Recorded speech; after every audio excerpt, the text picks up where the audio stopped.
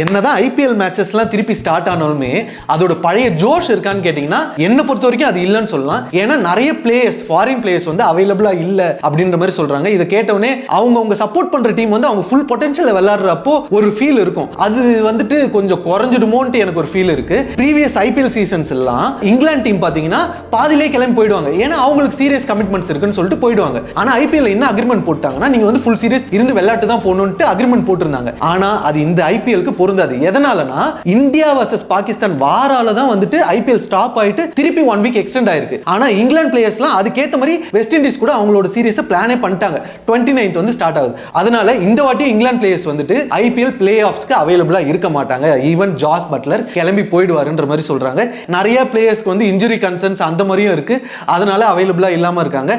நீங்க என்ன ஃபீல் பண்றீங்க? ஐபிஎல் வந்து உங்களுக்கு அந்த பழைய ஃபீலோடயே அப்படியே நடக்க போகுதுன்ற ஒரு ஃபீல் இருக்கா? உங்களோட கருத்தை கீழே கமெண்ட்ல மென்ஷன் பண்ணுங்க.